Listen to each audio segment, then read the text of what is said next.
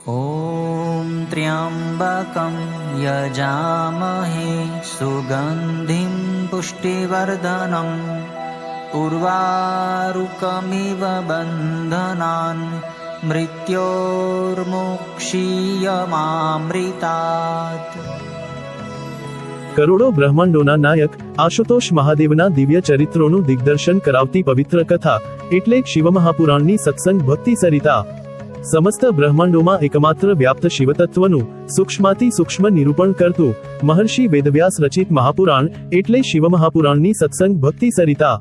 પૂજ્યપાદ સદગુરુ સ્વામી શ્રી નિર્દોષાનંદ સરસ્વતીજી મહારાજના કૃપાપાત્ર સદશિષ્ય સ્વામી શ્રી ભોલાનંદ સરસ્વતીજી મહારાજના ચરખા મુકામે વિક્રમ સંવત 2081ના ચાતુર્માસ દરમિયાન તેઓશ્રીના શ્રીમુખેથી પ્રવાહિત થયેલી શ્રી શિવમહાપુરાણ સત્સંગ ભક્તિ સરિતા પૂજ્ય શ્રીની અત્યંત સરળ ભાવ ભક્તિપૂર્ણ સુસ્પષ્ટ અને સર્વગ્રાહ્ય સુમધુર વાણી દ્વારા વહેતી આ કથા સરિતા હૃદયમાં પ્રસ્ફુટિત કરે છે અદ્ભુત શિવ ચરણાનુરાગ। શિવોપાસનાનું રહસ્ય પ્રત્યેક કથાની માર્મિક સમજૂતી સાથે અનેક ઐતિહાસિક પ્રસંગોનું સુંદર નિરૂપણ શ્રોતાજનોને મંત્રમુગ્ધ કરે છે। જીવનું શિવ સાથે અનુસંધાન કરાવતી અંતરમાં અનેરો શિવ ભક્તિભાવ જગાડતી અને શિવતત્વ જ્ઞાન વડે મુક્તિનો માર્ગ બતાવતી આ કથાનું રસપાન કરીએ। ચાલો આ શિવમહાપુરાણની સત્સંગ સરિતામાં સ્નાન કરી ધન્યતા અનુભવીએ। પ્રતિદિન સત્સંગ પ્રવચનનું જીવંત પ્રસારણ નિહાળો ગુરુ સાનિધ્ય યુટ્યુબ ચેનલ પર। ઓમ નમો નારાયણાય। કર્યું દેવતાઓની રક્ષા કરી એની દિવ્ય કથા હવે આજે સુતજી શૌનક વગેરે ઋષિઓને સંભળાવવા જઈ રહ્યા છે। 44 અધ્યાય સુધીની કથા ગઈકાલે પરિપૂર્ણ કરી આજે ઉમા સંહિતાના 45મા અધ્યાયની અંદર શૌનક વગેરે ઋષિઓ સુતજીને પ્રશ્ન કરે છે કે માં શિવાદેવી એ ભગવાન શિવના જ અર્ધાંગના છે, શિવની જ શક્તિ દેવી છે, શિવથી એ અભિન્ન છે, શક્તિ શિવથી અલગ નથી, શિવ શક્તિથી અલગ નથી, શિવ અને શક્તિથી જ આ સંપૂર્ણ બ્રહ્માંડ વ્યાપ્ત છે। તો ભગવાન શિવના તો અનેક લીલા ચરિત્રો અમે સાંભળ્યા।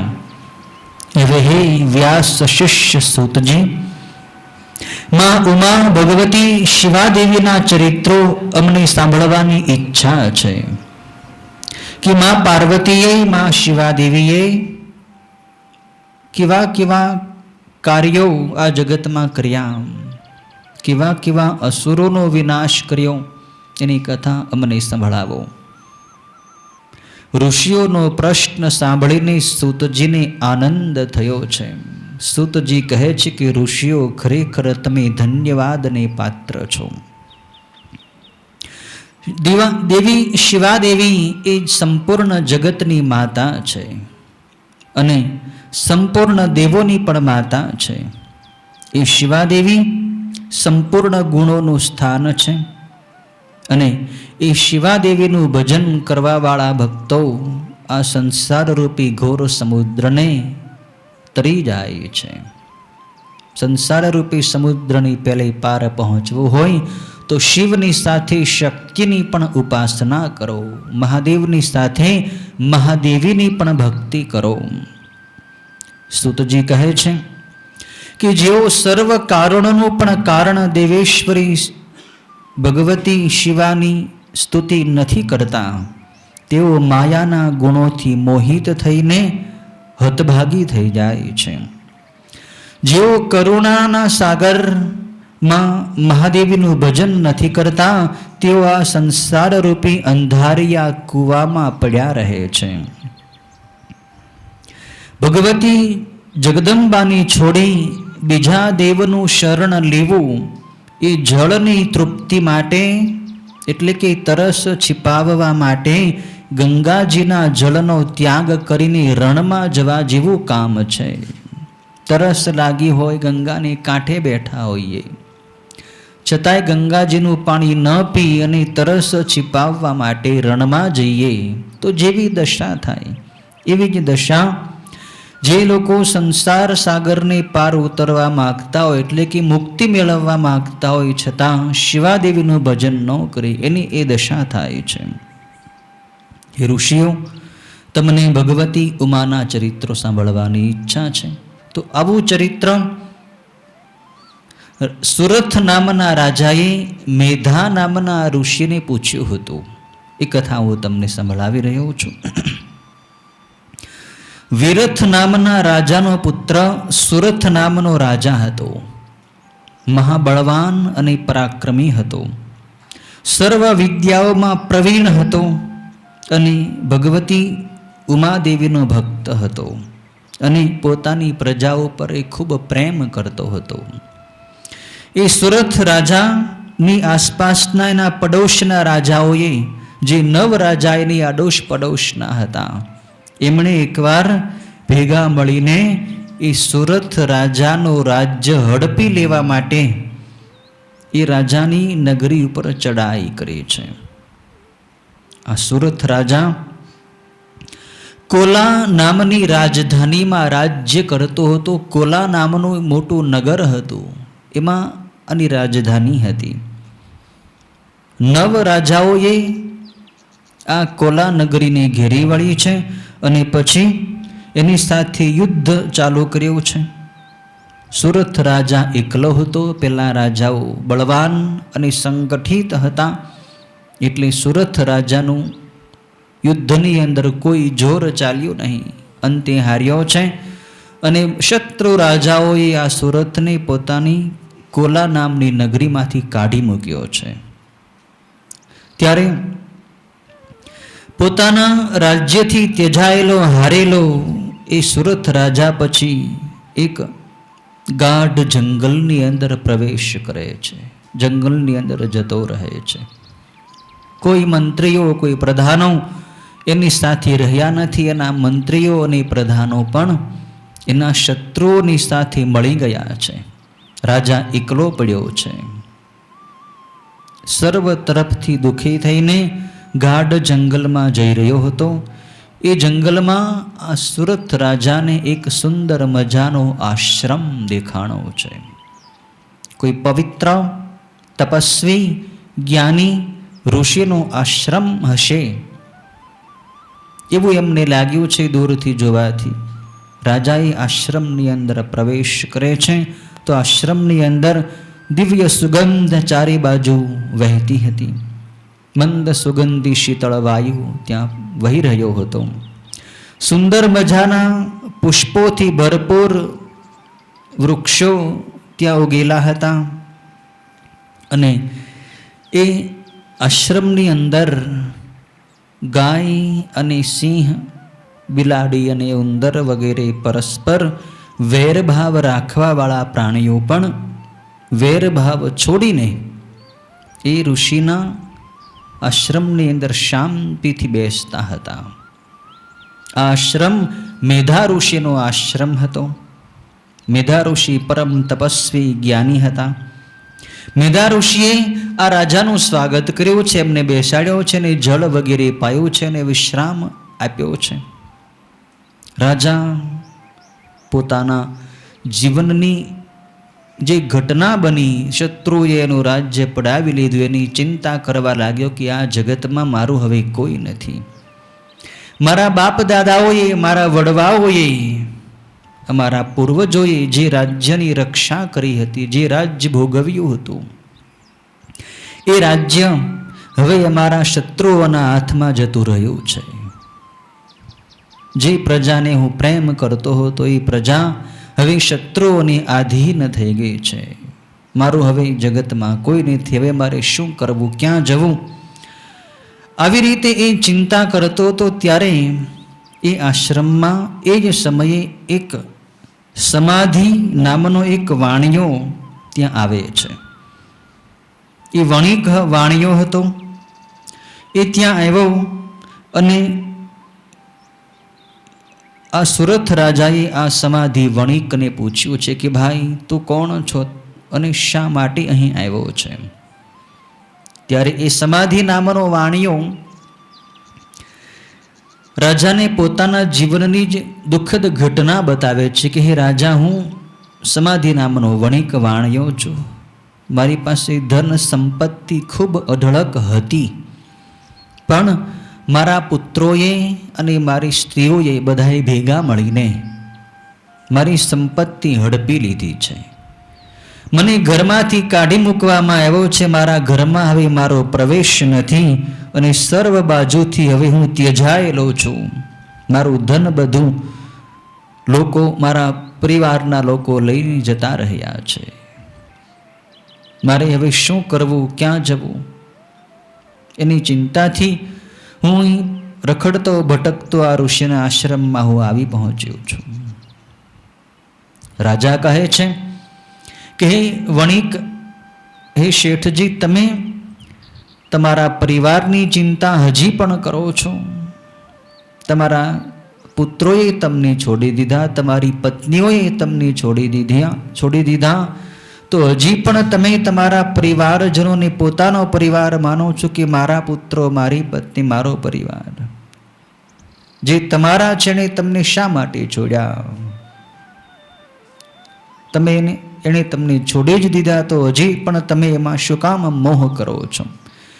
વણિક કહે છે કે રાજા, મારું આ સ્નેહ, મારી આ મમતા, મારું આ મોહ, મારી આસક્તિ ગમે એટલો વિચાર કરવા છતાંય ટળતી નથી. હું શું કરું?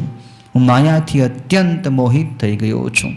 મારા પરિવારનો મોહ હજી પણ મને છૂટતો નથી. આ જ મોહનો મહિમા છે કે જે લોકો દુઃખ દે એને તે માણસ છોડતો નથી. પરિવારથી ત્યજાયેલો હોય, દુઃખી થયો હોય, છતાંય મારો પરિવાર, મારું શરીર, મારો પુત્ર, માણસ એને છોડી શકતો નથી. ત્યારે બંને મળીને પછી મેધા ઋષિને પોતાના દુઃખની વાત કરે કે હે મેધા ઋષિ, અમે બંને જણા આ રીતે દુઃખી છીએ. હું રાજા રાજ્યમાંથી ત્યજાયેલો છું અને આ વણિક પોતાના પરિવારમાંથી ત્યજાયેલો છે. હવે મારે ક્યાં જવું? અને અમારું આ અજ્ઞાન, અમારી આ મમતા, અમારો આ મોહ કઈ રીતે ટળે, એવો અમને ઉપાય બતાવો. આપ તો ઋષિ છો, આપ સંત મહાત્મા છો. સંતોના વચનો મોહરૂપી અંધકારને ભગાડવામાં સમર્થ હોય છે. સંતના વચનામૃતનું પાન કરીને જીવ મોહરૂપી વિષથી મુક્ત થઈ જાય છે. હે ગુરુવર, હે મહાત્મા મેધાતી ઋષિ, આપ અમારી પર કૃપા કરી અમારા અંતરમાં વૈરાગ્યનો અંકુર જગાડો, અમારો મોહ ટાળો, અમારું કલ્યાણ થાય એવો અમને સત્સંગ કરાવો, એવી અમને કથા કરો. મેધા ઋષિ કહે છે કે હે રાજા અને હે વણિક, ભગવાનની માયા જાણવી બહુ દુર્લભ છે અને એ માયા એ ભગવાન શિવની જ શક્તિ દેવી છે. સમગ્ર જગતનું ધારણ પોષણ કરનારી મહામાયા સનાતની શક્તિરૂપ છે. એ જ સર્વના મનને આકર્ષીને ખરેખર મોહ પમાડે છે. તમે તો શું મોટા મોટા બ્રહ્મા અને વિષ્ણુ વગેરે દેવતાઓ પણ એ માયાથી મોહિત થઈ જાય છે. એ રાજાઓ, જેના ઉપર એ મહાદેવી પ્રસન્ન થાય છે, તે જ લોકો આ જગતના મોહને ઓળંગીને નિર્મોહ થઈને પોતાનું કલ્યાણ કરી શકે છે. મોહ રહિત થવા માટે ભગવતી જગદંબા શિવાદેવીનું ભજન કરવું જોઈએ. ત્યારે રાજાએ પ્રશ્ન કર્યો કે એ મહાદેવી મહામાયા કોણ છે અને એની ઉત્પત્તિ, એનું પ્રાગટ્ય કેવી રીતે થયું? ત્યારે ઋષિ કહે છે કે એકવાર જ્યારે પ્રલય કાળ આવ્યો ત્યારે સમુદ્રનું જળ વધી ગયું અને આખું બ્રહ્માંડ સમુદ્ર રૂપ થયું. જગતનો પ્રલય થઈ રહ્યો હતો, જગત વિનાશ પામી રહ્યું હતું. ત્યારે ભગવાન વિષ્ણુ શેષનાગની શૈયા ઉપર યોગ નિદ્રાનો આશ્રય કરીને સૂઈ રહ્યા હતા. ભગવાન વિષ્ણુ પ્રલય કાળના સમુદ્રની અંદર શેષનાગની પથારીમાં સૂતા હતા. ત્યારે એમના કાનના મેલમાંથી બે અસુરો જન્મ્યા. એ અસુરો એટલે મધુ અને કૈટભ. મધુ અને કૈટભ નામના બે રાક્ષસો ભગવાન વિષ્ણુના કાનના મેલમાંથી પ્રગટ્યા અને એનું સ્વરૂપ બહુ ભયંકર હતું. અને એ બંને અસુરો ભગવાન વિષ્ણુની નાભીના કમળમાંથી જે બ્રહ્માજી ઉત્પન્ન થયા હતા એ બ્રહ્માની ખાઈ જવા માટે એની પાસે વિકરાળ મુખ કરીને ઊભા રહ્યા. બ્રહ્માને મારવા માટે એ મધુ અને કૈટભ બંને રાક્ષસો તૈયાર થયા. ત્યારે બ્રહ્માજી મહામાયા આદિશક્તિ જગદંબાનું સ્મરણ અને સ્તુતિ પ્રાર્થના કરવા લાગ્યા કે હે જગદંબા મહાદેવી, આપ મારું રક્ષણ કરો. આ બંને રાક્ષસો હમણાં મને ખાઈ જશે. આપ જગતની માતા છો અને સર્વ જગતની અંદર શક્તિ રૂપે તત્વ રૂપે આપ જ રહેલા છો. આ બંને અસુરોને તમે મોહ પમાડો અને અજન્મા પ્રભુ નારાયણ વિષ્ણુને આપ નિદ્રામાંથી જગાડો. ભગવાન વિષ્ણુ તો શયન કરી રહ્યા છે, આપ જ યોગ નિદ્રા રૂપે એની અંદર વસ્યા છો.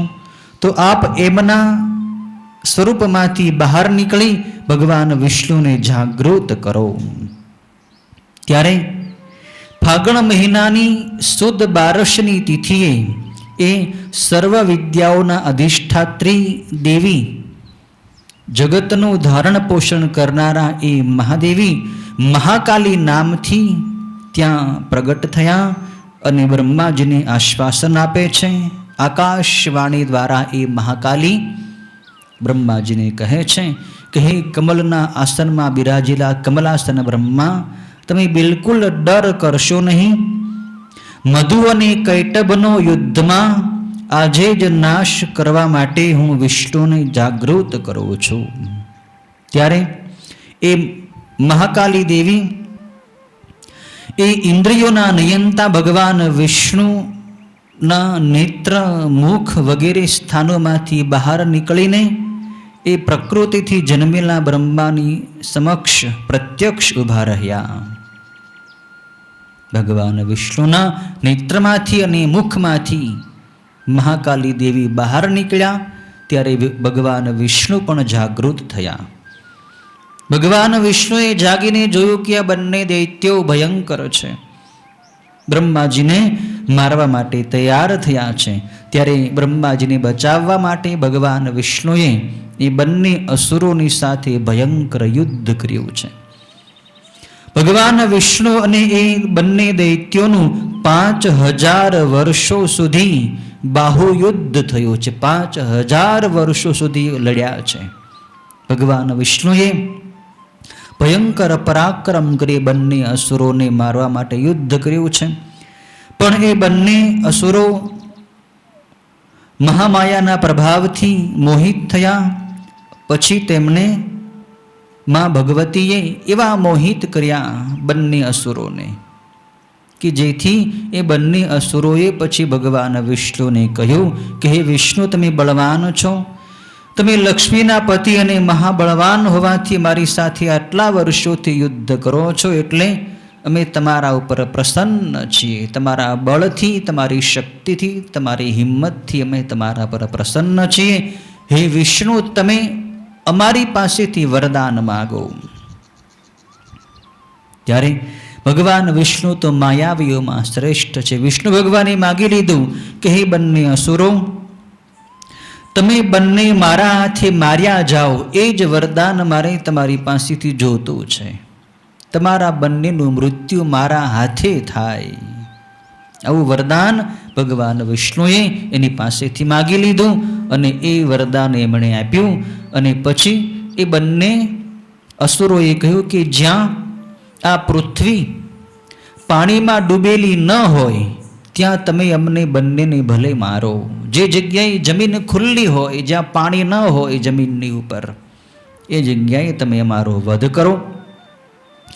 પછી ભગવાન વિષ્ણુએ એ બંને અસુરોના મસ્તકોને પોતાની જાંઘ ઉપર મૂકીને, સાથળ ઉપર મૂકીને પોતાના સુદર્શન ચક્ર વડે એ બંનેના મસ્તકને કાપી નાખ્યા છે અને બ્રહ્માજીને રક્ષણ કર્યું છે. તો આ વિષ્ણુ ભગવાનને જાગૃત કરવામાં મહાકાલી દેવીનું જ મુખ્ય ભાગ છે. એટલે મહાકાલી દેવીનું પ્રાગટ્ય આ રીતે ભગવાન વિષ્ણુમાંથી થયું હતું. એની કથા અહીંયા મેધા ઋષિએ સુરત રાજા અને સમાધિ વૈશ્યને સંભળાવી છે. 46મા અધ્યાયની અંદર માં ભગવતીનું બીજું ચરિત્ર કે જેમનું અવતરણ મહિષાસુર નામના અસુરને મારવા માટે થયું હતું એની કથા કહી રહ્યા છે. મહિષાસુરનો વધ કરવા માટે એ જ દુર્ગા દેવી મહાલક્ષ્મી નામથી અવતર્યા હતા. એની કથા અહીંયા બતાવે છે કે રંભાસુર નામનો દૈત્ય હતો અને રંભાસુરનો પુત્ર મહિષ નામે દાનવ હતો. મહિષ એટલે પાડો, પાડાના રૂપનો આ આકાર એ દાનવનો હતો. અને એ મહિષાસુર એટલો ભયંકર પરાક્રમી હતો કે એણે બધાય દેવતાઓને યુદ્ધની અંદર જીતી લીધા અને સ્વર્ગના સિંહાસન ઉપર એ પોતે બેઠો છે. દેવતાઓ હાર્યા, દેવતાઓ પરાજય પામ્યા અને બ્રહ્માજીની પાસે ગયા છે. બ્રહ્માજીની પાસે જે પોતાનું દુઃખ એમણે વર્ણવ્યું છે ત્યારે બ્રહ્માજી પછી બધાય દેવતાઓને સાથે લઈ અને જ્યાં મહાદેવ અને ભગવાન વિષ્ણુ બંને રહ્યા હતા એ શિવ અને વિષ્ણુની પાસે બ્રહ્માજી દેવતાઓની સાથે આવ્યા છે. બ્રહ્માજી પોતાનું દુઃખ એમને બતાવ્યું છે.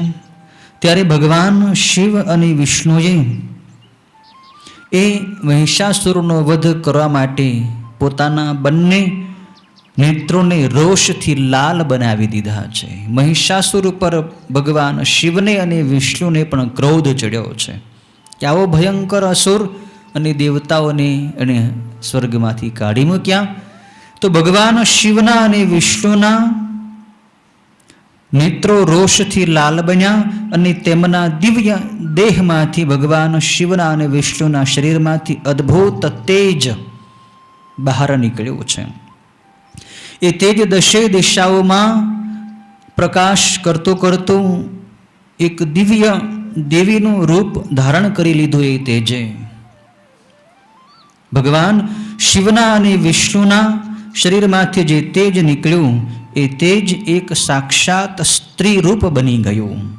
અને પછી તો એ તેજની અંદર બધાય દેવતાઓએ પણ પોતાનું તેજ ભેળવી દીધું છે.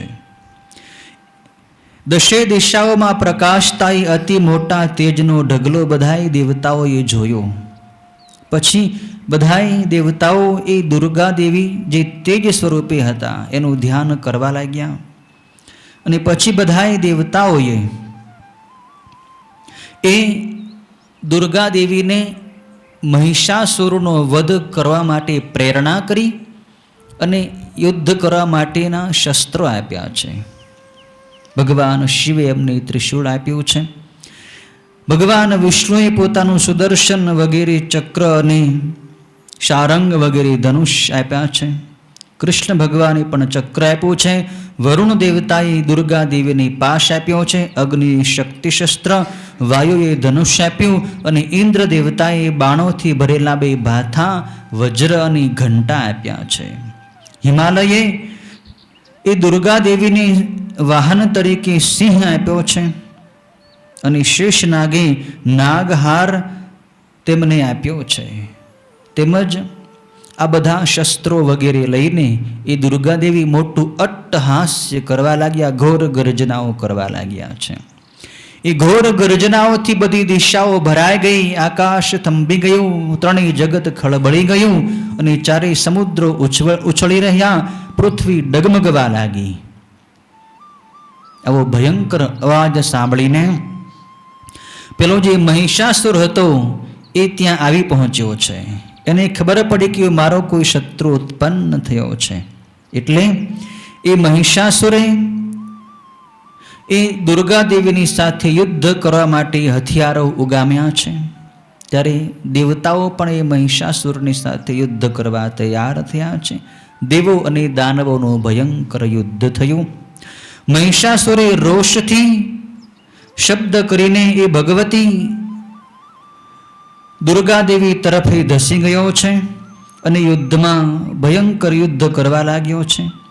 ત્યારે દુર્ગા દેવીએ ગદા, બાણો, ત્રિશૂળ, શક્તિ તથા પરસ્યોથી એના જે મંત્રી વગેરે હતા, એના સેનાપતિઓ વગેરે જે હતા મહિષાસુરના, એનું નામ ચિક્ષુર વગેરે સેનાપતિ હતું, એના સેનાપતિઓને દુર્ગા દેવીએ મારી નાખ્યા છે. પોતાના સૈન્યો જ્યારે મરાયા ત્યારે મહિષાસુરે દેવતાઓને મારવા માંડ્યા છે અને કેટલાક દેવતાઓની ખરીઓથી માર્યા, કેટલાક દેવતાઓની પોતાના શિંગડાથી માર્યા છે, કેટલાકની પૂંછડાથી અને કેટલાકને મોઢાથી ચીરવા માંડ્યા છે. ત્યાર પછી ભગવતી દેવીના સિંહને મારી નાખવા એ મહિષાસુર ભગવતી તરફ દોડી ગયો. ત્યારે એ દેવી કોપાયમાન થયા, પરંતુ મહિષાસુરે પણ કોપથી ખરીઓ વડે જમીન ખોદી નાખી, બે શિંગડા વડે એક પર્વત ઉપાડ્યો અને એ પર્વત એ દુર્ગા દેવી તરફ ફેંક્યો અને ગર્જના કરી છે. ત્યારે એ અસુરે મોટા મોટા ભારે પર્વતો ફેંકવા માંડ્યા. ત્યારે માં દુર્ગા દેવીએ એ બધા જ પર્વતોને પોતાના શસ્ત્રો વડે તોડી નાખ્યા છે. પછી ક્રોધ પામેલા મહિષાસુરને જોઈને દેવો નિર્ભય કરતા અંબિકાએ તેના નાશનો ઉપાય કર્યો. દુર્ગા દેવીએ એ મહિષાસુરને એટલે કે મહિષ એટલે કે પાડા સ્વરૂપે જે અસુર હતો એને બાંધવા માટે એના ઉપર પાશ ફેંક્યો છે. ત્યારે એણે પોતાનું પાડાનું રૂપ છોડીને એ માયાવી સિંહ બની ગયો છે. ત્યારે એ સિંહના મસ્તકને કાપવા માટે દુર્ગા દેવી તૈયાર થયા. ત્યારે એ હાથમાં તલવાર ધારણ કરવાવાળો પુરુષ બની ગયો છે. એ પુરુષની સાથે યુદ્ધ કરવા તૈયાર થયા. ત્યારે વળી એણે રૂપ બદલીને હાથીનું રૂપ ધારણ કર્યું અને સૂંઢ વડે એ દેવીના સિંહને ચીરવા માંડ્યું. ત્યાર પછી ભગવતી દેવીએ પોતાની મોટી તલવારથી એ હાથીની સૂંઢ કાપી નાખી છે. ત્યારે ફરી રાક્ષસે પોતાનું પાડાનું સ્વરૂપ ધારણ કર્યું અને સ્થાવર જંગમને ખળભળાવી મૂક્યું. પછી એ ભગવતી મહામાયા ચંડિકા ક્રોધાયમાન થયા અને રણનો આવેશ વધારતું પીણું વારંવાર પીવા માંડ્યા છે અને નેત્રોની ઊંચા ભમાવી દઈ એ હસવા માંડ્યા છે. અને પછી પેલો અસુર પણ બળ તથા પરાક્રમથી ઉદ્ધત બનીને ગર્જના કરવા લાગ્યો અને પર્વતો ઉઠાવીને દેવી ઉપર ફેંકવા લાગ્યો. પણ તરત જ એ દુર્ગા દેવીએ બાણોનો પ્રહાર કરી પર્વતોના ચૂરે ચૂરા કરી નાખ્યા છે.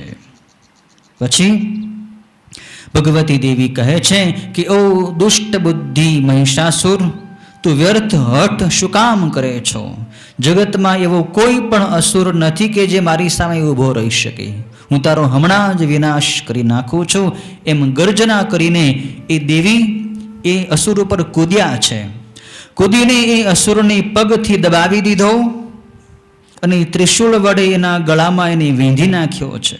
પછી પગ વડે દબાયેલો અને દેવીના પરાક્રમથી ઘેરાયેલો છતાંય એ અસુર મુખથી અર્ધો બહાર નીકળી આવ્યો અને એ અર્ધો બહાર નીકળીને જ યુદ્ધ કરી રહ્યો. ત્યારે એ મહાદેવીએ મોટી તલવારથી એનું મસ્તક કાપી નાખી એમને જમીન ઉપર પાડી દીધો. તે પછી એના સમુદાયો જે અસુરો વગેરે હતા એ પણ બધા ભાગી ગયા છે. જ્યાં ત્યાં બધે નાસભાગ કરી ત્યાંથી જતા રહ્યા છે. આ રીતે માં ભગવતી મહાલક્ષ્મીએ પ્રગટ થઈને મહિષાસુરનો વધ કર્યો છે. મહિષાસુરને વધ કરવાવાળા દેવીનું નામ મહાલક્ષ્મી છે. એની કથા અહીંયા 46મા અધ્યાયની અંદર બતાવી છે. 47મા અધ્યાયની અંદર ધૂમ્રલોચન, ચંડ, મુંડ અને રક્તબીજ નામના જે ભયંકર અસુરો હતા એનો વિનાશ કરવા માટે માં ભગવતી મહાદેવી મહાસરસ્વતી નામે પ્રગટ થયા. એની કથા મેધા ઋષિ આ બંનેને કહી રહ્યા છે, સમાધિ વૈશ્ય અને સુરથ રાજાને. ઋષિવર કહે છે કે પહેલા શુંભ અને નિશુંભ નામના બે દૈત્ય બંને ભાઈઓ હતા. એણે દેવતાઓને ખૂબ દુઃખ દીધું હતું. ત્યારે બધાય દેવતાઓ દુર્ગા દેવીની સ્તુતિ કરવા હિમાલય પર્વત ઉપર આવ્યા છે. દેવતાઓ હિમાલય પર્વત ઉપર આવીને એ શિવાદેવી એ ગૌરી દેવીની સ્તુતિ કરે છે કે હે ભગવતી, આપ જ એક અમારું શરણ છો, આપ જ એક અમારી ગતિ છો. આ શુંભ અને નિશુંભ બંને મહાન દૈત્યોએ અમને ખૂબ દુઃખ દીધું છે. ભગવતી, અમારું સ્વર્ગનું શાસન એણે પડાવ્યું છે, આપ અમારી ઉપર કૃપા કરો અને એ બંને અસુરોનો વિનાશ કરો. ત્યારે એ શિવાદેવીમાંથી એક કુમારિકા દેવી પ્રગટ થયા અને એ કુમારિકા દેવીનું નામ મહાસરસ્વતી પડ્યું છે અને એમનું બીજું નામ કૌશિકી નામે પણ થયું છે.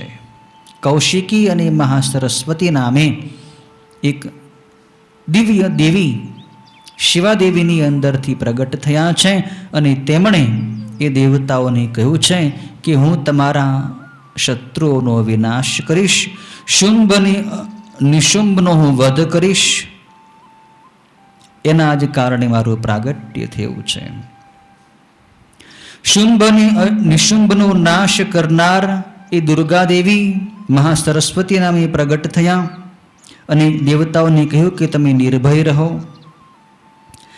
એ કુમારિકા કૌશિકી દેવી જ્યારે પ્રગટ થયા અને દેવતાઓને નિર્ભય બનાવ્યા, ત્યારે શુંભ અને નિશુંભના બે સેવકો કે જેનું નામ ચંડ અને મુંડ હતું, એ બંનેએ જોયું કે આ કોઈ દેવી આ દેવતાઓને સહાય કરવા માટે પ્રગટ થયા છે.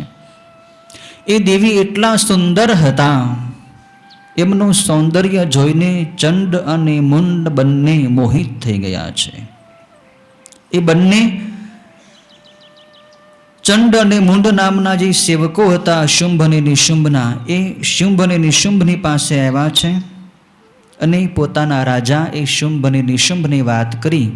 ચંડ અને મુંડ કહે છે કે હે રાજન શુંભ નિશુંભ, અમે હિમાલય પર્વત ઉપર એક સિંહના વાહનવાળા એક સુંદર દેવીને જોયા છે.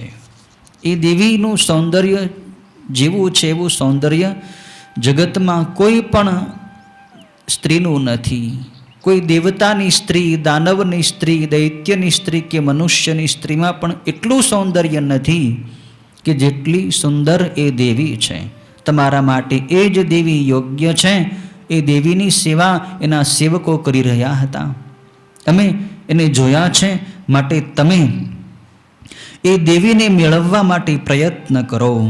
એ દેવી સર્વ સ્ત્રીઓમાં રત્ન જેવા છે અને તમે સર્વ પુરુષોમાં રત્ન જેવા છો. ત્યારે એ દેવીનું સૌંદર્ય સાંભળીને શુંભ અને નિશુંભના મનમાં વાસના જાગી છે. એમણે સુગ્રીવ નામના પોતાના એક દૂતને એ દેવીની પાસે મોકલ્યો છે કે તું જા અને એ દેવીને પકડીને અમારી પાસે લઈ આવ. સુગ્રીવ નામનો દૂત એ મહાસરસ્વતી કૌશિકી દેવીની પાસે આવે છે અને કહે છે કે હે દેવી, તું અમારા સ્વામી, અમારા રાજા શુંભ અને નિશુંભની પાસે આવ અને તું એમની સેવા કર. તું સ્ત્રીમાં રત્ન જેવી છો, એ મારા રાજા પુરુષોમાં રત્ન જેવા છે. ત્યારે દેવી કહે છે કે હે દૂત, તારા રાજાને જઈને તું કહેજે કે મારી એક પ્રતિજ્ઞા છે કે જે યુદ્ધની અંદર મને જીતી લે એને જ હું પતિ કરવા ઈચ્છું છું, બીજા કોઈને હું પતિ કરવા ઈચ્છતી નથી. તારા શુંભ નિશુંભને આવું વચન કહી દે. સુગ્રીવ નામનો દૂત શુંભ નિશુંભની પાસે આવી એ વાત જણાવે છે. ત્યારે એ બંને યુદ્ધ કરવા માટે તૈયાર થયા છે અને સૌ પ્રથમ ધૂમ્રાક્ષ એટલે કે ધૂમ્રલોચન નામના સેનાપતિને શુંભ નિશુંભે એની પાસે દેવીની પાસે મોકલ્યો છે કે જા અને એ દેવીની સાથે યુદ્ધ કરી અને જીતીને એને પકડીને તો મારી પાસે લઈ આવ.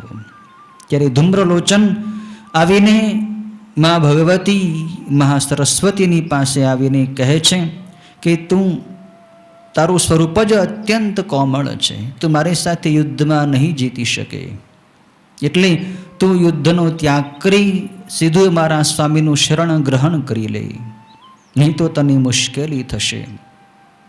ત્યારે દેવીએ એ દૈત્યરાજને એક હુંકાટો કરીને, એક હાકોટો કરીને જ, એક ભયંકર ગર્જના કરીને જ ત્યાં બાળી નાખ્યો છે. મહાસરસ્વતીએ એવો હાકોટો કર્યો કે એના અવાજથી જે ધૂમ્રલોચન બળીને ભસ્મ થઈ ગયો છે. એ ધૂમ્રલોચનનો વધ જ્યારે કર્યો ત્યારે એ દેવીનું નામ ધૂમાવતી પડ્યું છે. પછી તો એ ધૂમ્રાક્ષને મારી નાખ્યો ત્યારે જે બધા એના દૈત્યો હતા એ દૈત્યોને એ દેવીના વાહન સિંહે ખાવા માંડ્યા. એટલે એ બધા દૈત્યોનો રાજા શુંભ હતો એ ઘણો જ કોપાયમાન થયો. એણે પોતાના ચંડ મુંડ અને રક્તબીજ નામના 3 દૈત્યોને મોકલ્યા છે. જાઓ, એ દેવીને પકડીને તમે અહીં લઈ આવો. ચંડ મુંડ અને રક્તબીજ 3 દૈત્યો ભગવતી મહાસરસ્વતીની સાથે યુદ્ધ કરવા આવ્યા છે. પણ એ ભગવતી મહાસરસ્વતી એટલા બળવાન હતા કે એણે એ બંને દૈત્યોને, એ 3 દૈત્યોને પણ યુદ્ધની અંદર જીતી લીધા છે. પરમેશ્વરીએ ચંડમુંડ સહિત મહાસુર રક્તબીજનો પણ વધ કરી નાખ્યો. ચંડમુંડનો વધ કર્યો ત્યારે એ ભગવતી દેવીનું નામ ચામુંડા પડ્યું છે. અને પછી તો શુંભ અને નિશુંભ બંને દૈત્યો પોતે એ દેવીની સાથે યુદ્ધ કરવા ધસી આવ્યા છે. ભગવતી મહાસરસ્વતીની સાથે યુદ્ધ કરવા એ આવ્યા છે. ત્યારે દૈત્યોની આજ્ઞા કરી શુંભ નિશુંભ પણ રથમાં બેસી નીકળી ગયા, અને જેમ પતંગિયા વિનાશ માટે તૈયાર થઈને નીકળે એમ એ બંને દૈત્યો પણ વિનાશ માટે નીકળ્યા છે. એનો વિનાશ હવે નજીક આવ્યો છે. એનું આ ચિહ્ન છે કે ભગવતીની સાથે યુદ્ધ કરવા આવ્યા છે. રણભૂમિ ઉપર એ બંને અસુરો જઈ પહોંચ્યા તથા શસ્ત્રો અને અસ્ત્રોના જથ્થા ધારણ કરી પરસ્પર જીતવાની ઈચ્છાથી ઉગ્ર યુદ્ધ કરવા લાગ્યા. કેટલાક અસુરો હાથીઓ પર ચડ્યા, કેટલાક ઘોડા પર સવાર થયા, કેટલાકે પોતાના કે પારકાની જાણ્યા જ નહીં અને ચોપાસ ઘૂમવા લાગ્યા છે. ત્યારે દેવતાઓ અને દૈત્યોનું ભયંકર ત્યાં યુદ્ધ થયું છે. પછી હિમાલય પર બેઠેલા એ શિવાદેવી એ મહા સરસ્વતી દેવીને સૌ પ્રથમ નિશુંભે જોયા છે. નિશુંભે જોયા એટલે એણે એ દેવીને કહ્યું છે કે તમારું આવું સુકોમળ અત્યંત શરીર છે, છતાં તમે યુદ્ધ કઈ રીતે કરી શકો છો?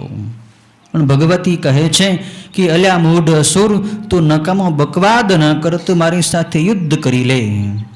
અને યુદ્ધ ન કરવું હોય, તારી અંદર હિંમત ન હોય તો આ પૃથ્વી છોડીને તું પાતાળમાં જતો રહે. ત્યારે મહારથી એ નિશુંભ દૈત્યે ઉપરા ઉપરી બાણોનો અદ્ભુત વરસાદ વરસાવી મૂક્યો. તીક્ષ્ણ બાણો, ત્રિશૂળો, ફરશીઓ, ભિંદીપાલો, પુશુંડીઓ, ભાલા, સજૈયા જેવા બાણો અને મોટી તલવારો એ ભગવતી દેવી ઉપર ફેંકવા માંડી. પણ ભગવતી મહાસરસ્વતી દેવીએ, એ કાલિકા દેવીએ બધા જ શસ્ત્રોને તોડી નાખ્યા છે. નિશુંભ તથા શુંભની ધજાઓને તોડી નાખી છે. એ રણમાં કાલિકા દેવીએ પણ દૈત્યોના શરીરોને ચીરી નાખ્યા, ઘોડાઓના ટોળાની ગરદનો ઉડાડી દીધી. એમ દેવીએ અસુરોને મારવા માંડ્યા. અને દેવીના જે સિંહ હતા, એનું વાહન સિંહ, એને પણ ઘણા અસુરોને ખાઈ ગયો છે. ત્યારે નિશુંભને થયું કે ખરેખર આ દેવી અમારો કાળ બનીને જ આવ્યા છે. આ કોઈ સામાન્ય દેવી નથી, આ તો શિવની જ જે અર્ધાંગના શક્તિ દેવી કહેવાય છે, જે આ જગતનું મૂળ ઉપાદાન કારણ છે. એ મહાદેવી જ ખરેખર અમારો કાળ બનીને આવ્યા છે. પણ હવે અહીંયાથી યુદ્ધમાં પાછું હટવું એ તો કાયરતા કહેવાય. એક તો યુદ્ધમાંથી પીઠ બતાવવી એ કાયરતા, અને એમાં પણ એક સ્ત્રીની સામે યુદ્ધમાં ડરીને ભાગી જવું એ પણ કાયરતા છે. તો જે થવું હોય તે ભલે થાય, પણ આપણે પરાક્રમ કરીએ. એમ વિચારીને તે નિશુંભ મોટા રથ ઉપર બેસી અને એ સરસ્વતી દેવીની પાસે આવે છે. ત્યારે એ કૌશિકી દેવીએ એ બંને અસુરોનો વિનાશ નજીક આવ્યો જાણીને એની ઉપર ભયંકર શસ્ત્રો ચલાવ્યા છે અને ત્રિશૂળ ફેંકીને એ બંને અસુરોનો વિનાશ કર્યો છે. શુંભ અને નિશુંભને પૃથ્વી પર પાડી દીધા છે. ચંડિકા દેવી ત્રિશૂળ ઉઠાવી એ મહાસુરને માર્યું, જેથી ઇન્દ્રે કાપેલી પાંખવાળા પર્વતની પેઠે સમુદ્રો સહિત પૃથ્વી તથા આકાશની કંપાવતો એ મૂર્છિત થઈને અસુરો ઢળી પડ્યા છે. શુંભ નિશુંભનો વિનાશ થયો ત્યારે જગત શાંતિ પામ્યું છે અને એ શુંભ નિશુંભનું તેજ શિવાદેવીની અંદર પ્રવેશ કરી ગયું છે. શુંભાસુર દેવીના હાથે મરાયો એટલે એને પરમ પદ પ્રાપ્ત થયું છે. શુંભ નિશુંભનો વધ કરીને ભગવતી સરસ્વતી દેવી પોતાના સ્વરૂપની અંદર સમાઈ ગયા છે. એના જે રાક્ષસો બચેલા હતા શુંભ નિશુંભને ચારે દિશામાં ભાગી ગયા છે. આ રીતે અહીંયા મહાસરસ્વતીનું આખ્યાન બતાવ્યું. 49મા અધ્યાયની અંદર ઉમાદેવીનું પ્રાગટ્ય કઈ રીતે થયું, જે દિવ્ય તેજવાળા શક્તિદેવી ઉમાદેવી કઈ રીતે પ્રગટ્યા એની સંક્ષિપ્ત કથા બતાવે છે. કથા સર્વવિખ્યાત છે કે દેવોએ એકવાર દાનવોની સાથેના યુદ્ધમાં વિજય મેળવ્યો. દેવતાઓ જીતી ગયા, દૈત્યો હારી ગયા. ત્યારે દેવતાઓને અભિમાન થયું કે અમે ખરેખર દેવતાઓ બળવાન છીએ. પેલા દાનવો અને દૈત્યો તો કાયર છે, અમારી સામે એનું કોઈ શસ્ત્ર ચાલ્યું નહીં, કોઈ શક્તિ ચાલી નહીં. ખરેખર અમે મહાન બળવાન છીએ, અમારું તેજ કોઈ દૈત્યોથી સહન થઈ શકતું નથી, અમે મહાન તેજસ્વી છીએ. આવું અભિમાન બધાય દેવતાઓને થયું. ત્યારે એ અભિમાનનો નાશ કરવા માટે ભગવતી દેવીનું દિવ્ય તેજ આકાશમાં પ્રગટ થયું છે. તેજ રૂપે ભગવતી દેવી આકાશમાં પ્રગટ થયા અને દેવતાઓની સામે એક તણખલો મૂક્યો છે.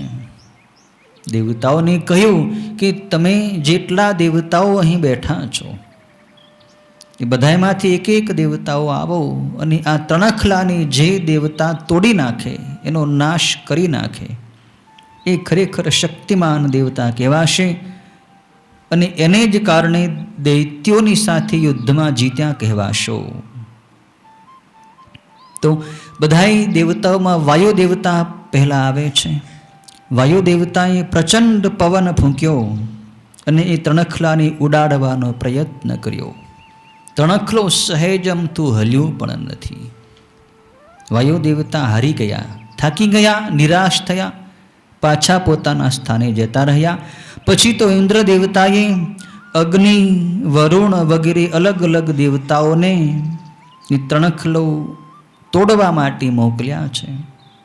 પણ કોઈ પણ અગ્નિ દેવતાએ પ્રચંડ અગ્નિ ફૂંક્યો, તણખલો સહેજમતું દાજ્યું પણ નહીં. વરુણ દેવતાએ મુશળધાર વરસાદ વરસાવ્યો છે, પણ એ તણખલો સહેજમતું ભીંજાયું પણ નથી. ત્યારે સ્વયં ઇન્દ્ર દેવતા તણખલાને તોડવા માટે વજ્ર લઈને આવે છે.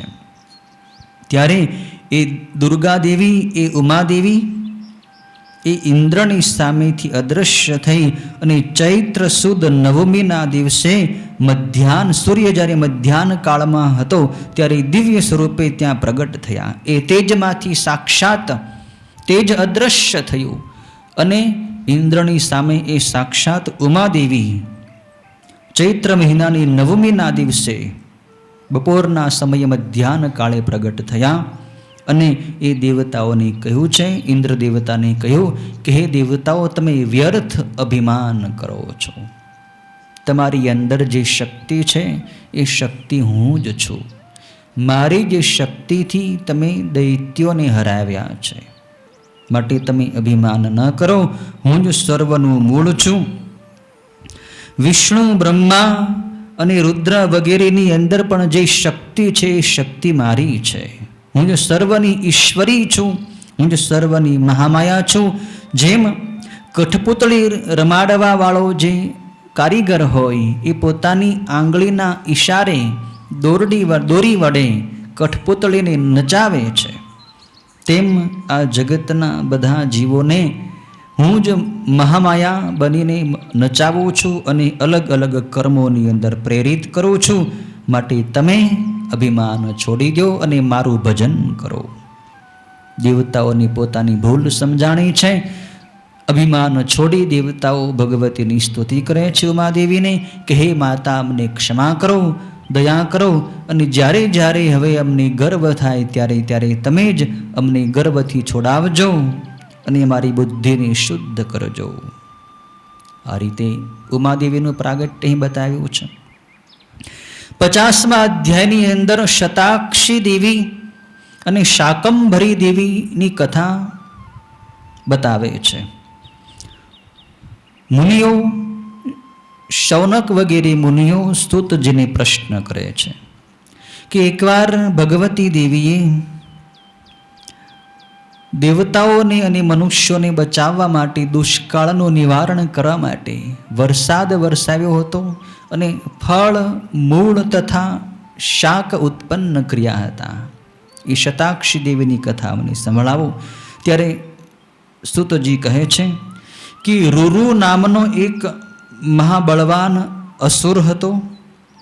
એ રૂરુ અસુરનો પુત્ર દુર્ગમ હતો. એ દુર્ગમ નામના મહાબળવાન દૈત્ય બ્રહ્માજીની પાસેથી વરદાનમાં 4 વેદ માગી લીધા.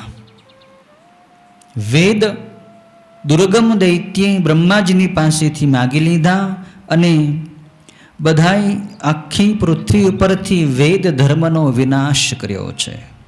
યજ્ઞ, યાગ, હવન, હોમ, પૂજા પાઠ વગેરે બધું કરાતું બંધ કરી દીધું છે. દુર્ગમ દૈત્યથી લોકો ત્રાસી ગયા છે. યજ્ઞ યાગ થયા નહીં એટલે દેવતાઓને પણ પોષણ મળ્યું નહીં. દેવતાઓને પોષણ ન મળે એટલે એ વરસાદ ન વરસાવે. 100 વર્ષ સુધી પૃથ્વી પર વરસાદ વરસ્યો નહીં. હાહાકાર મચી ગયો. નદીઓ, સમુદ્રો, વાવ, કુવા, સરોવરો બધાય સુકાઈ ગયા છે. વૃક્ષો અને વેલાઓ પણ સુકાઈ ગયા. બધી પ્રજાઓ દીન ગરીબ બનીને, દુઃખથી ત્રાસ પામીને બધી પ્રજાઓ ભગવતી મહેશ્વરી યોગ માયાની શરણે ગયા છે. દેવતાઓ, મનુષ્યો, ઋષિઓ, મુનિઓ બધાય ભેગા મળીને ના ભગવતી મહેશ્વરીની સ્તુતિ કરે છે કે હે ભગવતી, તમે જ એક અમારું શરણ છો. હવે તમે આ સૃષ્ટિ ઉપર કાંઈ વરસાદ વગેરે નહીં વરસાવો તો અમે વિનાશ પામશું. દુર્ગમ નામનો દૈત્ય બ્રહ્માજીની પાસેથી એણે વેદોને છીનવી લીધા છે અને વેદ ધર્મનો વિનાશ કર્યો છે. તમે લોકોને સુખી કરો અને એ દુર્ગમ દૈત્યની પાસેથી વેદ પાછા લઈ લો અને સૃષ્ટિ ઉપર વેદ ધર્મનો પ્રચાર કરો. અમને વેદ પાછા આપો. ત્યારે માં ભગવતી મહાકાલી મહેશ્વરી દેવીએ ત્યાં પ્રગટ થઈને દેવતાઓને દર્શન આપ્યા છે. ભગવતી મહેશ્વરી તો સર્વ જગતના જીવોની માં છે. માં પોતાના પુત્રના દુઃખને જોઈ શકે ખરી? ન જોઈ શકે. દેવોના શરીરો દુર્બળ હતા. મનુષ્યોના શરીર પણ સુકાઈ ગયા હતા. ઋષિઓ મુનિઓ પણ બિચારા ભૂખથી દુઃખથી એના શરીરો પણ સાવ જર્જરિત થઈ ગયા હતા. માત્ર હાડકાની ચામડા જ બાકી રહ્યા હતા. પોતાની પ્રજાની આવી દશા જોઈને, પોતાના સંતાનોની, પોતાના પુત્રોની આવી દુર્બળ દીન દશા જોઈને માં ભગવતીના નેત્રોમાંથી આંસુ વહેવા માંડ્યા છે. એના નેત્રોમાંથી કરુણાથી ઉભરાઈ જઈ જળ વહેવા માંડ્યું અને 9 દિવસ અને 9 રાત્રિ સુધી માં ભગવતીની આંખમાંથી સતત જળ વહ્યા કર્યું છે અને જળની ધારાઓ પોતાના નેત્રોમાંથી એમણે વરસાવી મૂકી છે. એ ભગવતી જે મહેશ્વરી દેવી હતા, એ મહેશ્વરી દેવીના શરીરમાં 100 આંખ હતી, 100 નેત્રો હતા. એમને 100 નેત્રોમાંથી સતત 9 દિવસ અને 9 રાત સુધી પાણી વહેવા માંડ્યું, જેથી સર્વત્ર પાણી પાણી થઈ ગયું. સૃષ્ટિ પર દુષ્કાળ દૂર થયો અને ત્યાં ઔષધિઓ વનસ્પતિઓ વગેરે તૃપ્ત થઈ ગયા. નદીઓ સમુદ્રો પણ એ જળથી ભરાઈ ગયા અને મનુષ્યોનું દુઃખ દૂર થયું. જમીનની સપાટીઓ પર પછી શાક, મૂળ અને ફળ ઉગી નીકળ્યા. વૃક્ષો વગેરેમાંથી અને પુષ્પોમાંથી હાથમાં આવી જાય એવા ફળો પણ આવવા માંડ્યા. ગાયો માટીના સુંદર ઘાસ પણ ઉગવા માંડ્યા, જેથી ગાયો પણ સંતુષ્ટ અને તૃપ્ત થઈ. પછી માં ભગવતીએ પોતાની દિવ્ય સ્વરૂપમાંથી શાકનો વરસાદ વરસાવ્યો છે. શાક આપ્યું એટલે શાક આપવાથી એ દેવીનું નામ શાકંભરી દેવી પડ્યું છે. અને 100 આંખ હતી એ ભગવતીના શરીરમાં, 100 નેત્રો હતા એટલે એનું નામ શતાક્ષી પડ્યું છે, શતાક્ષી દેવી. પછી દુર્ગમ દૈત્યની પાસેથી એ બંને 4 પ્રકારના વેદ, ઋગ્વેદ, યજુર્વેદ, સામવેદ, અથર્વવેદ, એ 4 વેદ પડાવવા માટે એ ભગવતીએ પોતાના સ્વરૂપમાંથી દિવ્ય દેવીઓને પ્રગટ કરી છે. 10 મહાવિદ્યાઓની પ્રગટ કરી છે.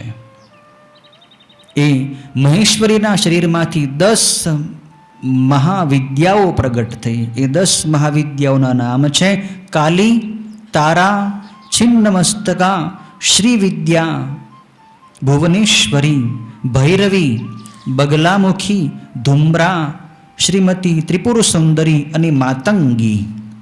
આ 10 મહાવિદ્યાઓ આયુધ સહિત નીકળી અને તેમણે આ અસુરોની સાથે ભયંકર યુદ્ધ કર્યું. અને આ દુર્ગા દેવીએ, આ મહેશ્વરી દેવીએ ત્રિશુલની અણીથી દુર્ગમ દૈત્યને મારી નાખ્યો, જમીન ઉપર ઢાળી પાડ્યો. અને પછી દેવતાઓને વેદો પાછા આપ્યા છે. આવી રીતે ભગવતીએ એમની ઉપર પ્રસન્ન થઈ દેવતાઓનું, મનુષ્યોનું દુઃખ દૂર કર્યું છે. પછી દેવી ભગવતી કહ્યું કે હે દેવતાઓ, જ્યારે જ્યારે પણ તમને દુઃખ આવે ત્યારે ત્યારે તમે મને યાદ કરજો. જેમ પોતાના વાછરડાને જોઈને ગાય દોડવા માંડે, એમ તમે મારા સંતાનો છો. જ્યારે જ્યારે તમે મને યાદ કરશો ત્યારે હું દોડતી આવીશ. હું હજી જ્યાં છું તો તમારી ચિંતા કરવાની શું જરૂર છે? ભવિષ્યમાં પણ જ્યારે જ્યારે તમને દુઃખ આવે ત્યારે ત્યારે તમારું દુઃખ દૂર કરવા માટે હું નંદજા, ભ્રામરી, ભીમાદેવી વગેરે રૂપે પ્રગટ થઈ તમારા દુઃખો દૂર કરીશ અને તમને સુખ આપીશ. આ રીતે કહીને ભગવતી દેવી અંતર્ધાન થયા છે. પછી 51મા અધ્યાયની અંદર જગદંબા ઉમાના ક્રિયાયોગનું નિરૂપણ બતાવ્યું છે કે ઉમાદેવીની પૂજા કેવી રીતે કરવી, એનું વ્રત કેવી રીતે કરવું. એમાં જ્ઞાનયોગ, ભક્તિયોગ અને કર્મયોગ, 3 યોગ માર્ગો વડે ભગવતીની ઉપાસના કરવાનું વિધાન અહીં બતાવ્યું છે. સાથે એમ પણ બતાવ્યું છે કે ભગવતી ઉમાદેવીનું મંદિર બનાવવાથી શું ફળ મળે અને માતાજીનું મંદિર બનાવીને એ મંદિરની અંદર માતાજીની મૂર્તિની પ્રતિષ્ઠા કરવાથી શું ફળ મળે એનું સુંદર વર્ણન અહીં સૂતજી કરે છે. કહે છે કે જે મનુષ્ય પથરાનું, લાકડાનું અથવા માટીનું દેવી મંદિર બનાવે છે તેને પ્રતિદિન યોગાનુષ્ઠાન કરવાથી જેવું ફળ મળે એવું જ ફળ એને મળે છે. જે માતાજીનું મંદિર બનાવે તેને તેની 1000 ભૂતકાળની પેઢી અને 1000 ભવિષ્યની પેઢીઓનો ઉદ્ધાર થઈ જાય છે. શ્રી માતાજીનું મંદિર, ભગવતીનું મંદિર બનાવવાથી કરોડો જન્મના ઓછા વધતા જે પાપ હોય બધાય નાશ પામી જાય છે. જેમ નદીઓમાં ગંગાજી શ્રેષ્ઠ છે, નદોમાં શોણ નદ શ્રેષ્ઠ છે, ક્ષમામાં પૃથ્વી શ્રેષ્ઠ છે, અને બધાય ગ્રહોમાં સૂર્ય અત્યંત શ્રેષ્ઠ છે, એમ બધાય દેવોમાં પરાંબા ભગવતી ઉમાદેવી શ્રેષ્ઠ છે. એ ઉમાદેવીનું જે મંદિર બનાવે છે તેની દરેક જન્મમાં મોટી પ્રતિષ્ઠા આબરૂ મળે છે. હર કોઈ સ્થળે માતાજીનું મંદિર કરાવનારો સંસાર રૂપી બંધનથી મુક્ત થઈ જાય છે.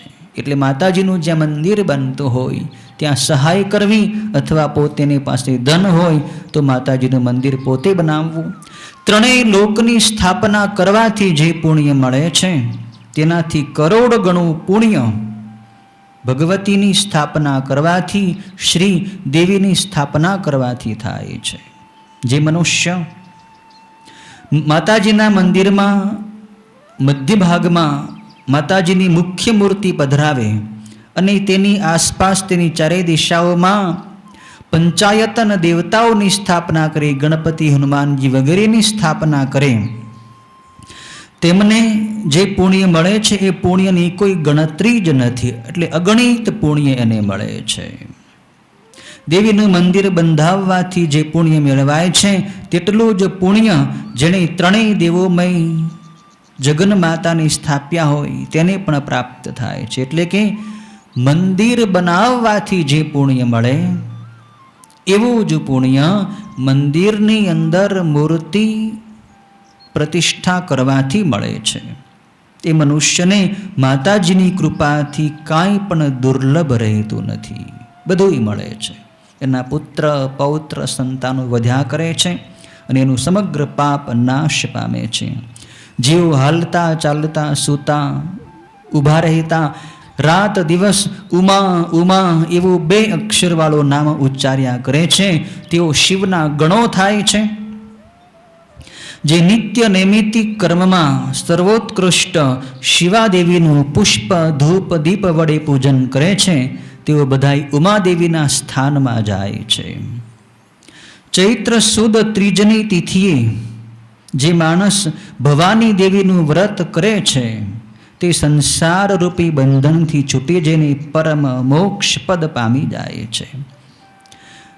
ભગવતીની પૂજા કરતી વખતે ઓમ એમ હ્રીમ ક્લીમ ચામુંડાયે વિચ્ચે આ 9 અક્ષરોવાળા મૂળ મંત્રનો પાઠ કરવો, એના વડે ભગવતીની પૂજા કરવી અને વિવિધ ઉપચારોમાં ભગવતીની ઉમાદેવીને ચડાવવા. વૈશાખ મહિનાના શુક્લ પક્ષમાં અક્ષયા ત્રીજ એટલે કે અખા ત્રીજ આવે છે. તે દિવસે પણ આળસ રહિત થઈને જે માણસ જગદંબાનું વ્રત કરે અને મોગરા, જોઈ, માલતી, ચંપો, જાસૂદ, બપોરિયા અને કમળના પુષ્પોથી શિવ સહિત ગૌરીનું પૂજન કરે તે મન, વચન અને કર્મથી કરેલા કરોડો જન્મોના પાપમાંથી મુક્ત થઈને આ લોકમાં ચારેય અખૂટ પુરુષાર્થો મેળવે છે. એટલે કે એને ધર્મ, અર્થ, કામ અને મોક્ષ, ભોગ અને મોક્ષ બધું જેને પ્રાપ્ત થઈ જાય છે. અખાત્રીજને દિવસે શિવ અને પાર્વતીનું જરૂર પૂજન કરવું પુષ્પો વગેરેથી. આશ્વિનના શુક્લ પક્ષમાં એટલે કે આસો મહિનામાં જે નવરાત્રિ આવે છે ત્યારે ખાસ આ ભગવતીનું વ્રત કરવું કે જે વ્રત કરવાથી બધી જ ઈચ્છાઓ પૂરી થાય છે. એ નવરાત્રિના વ્રતનો પ્રભાવ એટલો બધો છે કે એનું વર્ણન કોઈ કરી શકે નહીં. આ નવરાત્રિનું વ્રત પછી આ સુરથ રાજાએ અને સમાધિ નામના વૈશ્ય બંનેએ એ વ્રત કર્યું છે. મેધા ઋષિની પાસે આ બંને આવ્યા હતા, પેલો વણિક વૈશ્ય સમાધિ અને સુરથ નામનો રાજા. એ બંનેએ પછી મેધા ઋષિના બતાવ્યા પ્રમાણે નવરાત્રિનું વ્રત કર્યું, જેથી એમનું ગયેલું રાજ્ય અને ગયેલું ધન વગેરે પાછું એમને બંનેને મળી ગયું છે. અને ભગવતીની ઉપાસના કરીને એ બંને રાજા અને વૈશ્ય વણિક બંને સંસારરૂપી બંધનથી છૂટી જઈ અને પરમ મોક્ષ પદ પામી ગયા છે. આ રીતે અહીંયા ઉમાદેવીની દિવ્ય કથા બતાવી છે. પછી આ ઉમા સંહિતાનો મહિમા છે કે આ ઉમા નામની સંહિતા મહાપુણ્યદાયક, શિવભક્તિ વધારનારી, અનેક જાતના આખ્યાનોથી યુક્ત છે. જે માણસ આ સંહિતાને સાંભળે કે સંભળાવે, પાઠ કરે અથવા બીજા પાસે પાઠ કરાવે અને પરમ મોક્ષ મળી જાય છે. પરમ મોક્ષ આપવાવાળી આ દિવ્ય કથા ઉમા સંહિતાની કથા આપણે સાંભળી છે. અહીં 51મા અધ્યાયની અંદર આ ઉમા સંહિતા પૂર્ણ થાય છે. સદગુરુ ભગવાન કી જય. શાંતિશ્વર મહાદેવ કી જય. ત્યાર પછી આ શિવ મહાપુરાણની અત્યંત દિવ્ય કથા, એક દિવ્ય સંહિતા એટલે કૈલાસ સંહિતા છે. આ કૈલાસ સંહિતા એટલી અદ્ભુત અને સૂક્ષ્મ જ્ઞાનથી ભરેલી છે કે જે મોટા મોટા યોગીઓની પાસે પણ જે જ્ઞાન નથી હોતું એવું જ્ઞાન ભગવાન શિવે માં પાર્વતીને આ કૈલાસ સંહિતાની અંદર આપ્યું છે. શિવ અને પાર્વતીના સંવાદવાળી આ કથા કૈલાસ સંહિતાની કથા છે. એનો પ્રારંભ સૂતજી કરી રહ્યા છે. મંગલાચરણમાં ભગવાન શિવને વંદન કરે છે. નમઃ શિવાય સાંબાય સગણાય સસૂતવે પ્રધાન પુરુષેશાય સર્ગસ્થિત્યંત હેતવે. ગણો સહિત, પુત્રો સહિત, પ્રકૃતિ પુરુષના ઈશ્વર અને સૃષ્ટિ સ્થિતિ તથા સંહારનું કારણ અંબા સહિત ભગવાન શિવને વંદન હો, પ્રણામ હો, નમસ્કાર હો.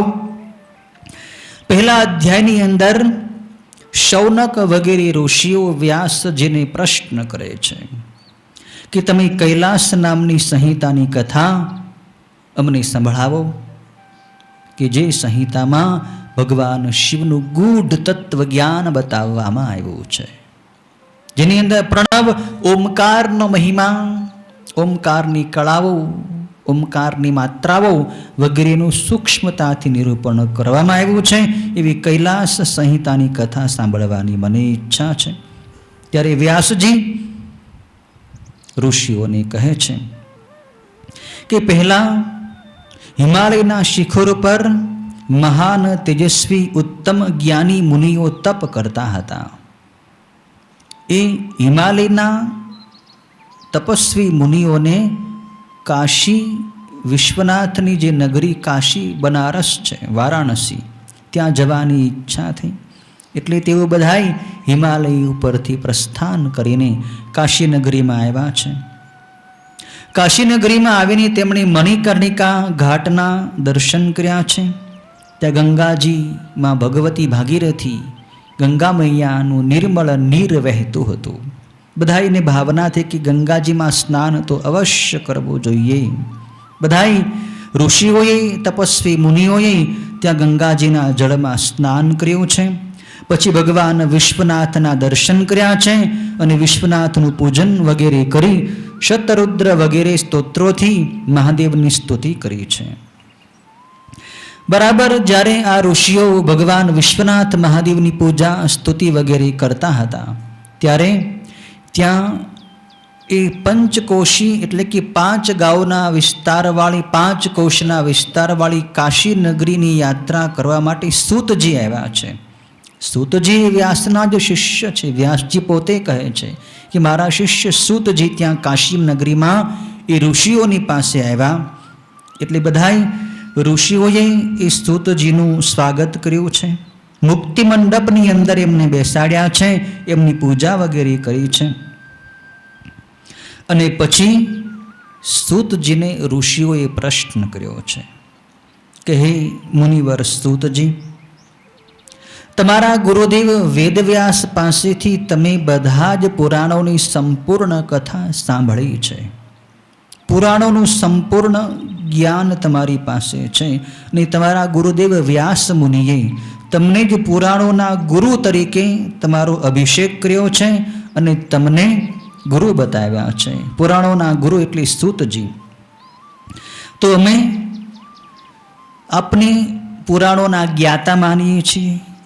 જે પુરાણો વેદવ્યાસજીએ લખેલા છે એ બધાય પુરાણો વેદોની જ સંક્ષિપ્ત, વેદોનું જ સ્વરૂપ છે, વેદોનું જ દિવ્ય જ્ઞાન પુરાણોની અંદર વ્યાસજીએ દ્રષ્ટાંતથી સરળ બનાવીને ભરી દીધું છે. વેદમાં જે જ્ઞાન છે એ જ જ્ઞાન 18 પુરાણોમાં છે. એ 18 પુરાણોને તમે જાણો છો, માટે તમે વેદના જ વક્તા છો. અને બધા વેદો ઓમકારમાંથી, પ્રણવમાંથી પ્રગટ થયા છે. તો પ્રણવ એ મહાદેવનું જ સ્વરૂપ છે, ઓમકારનું સ્વરૂપ છે. ઓમકાર એ મહાદેવનું જ સ્વરૂપ છે.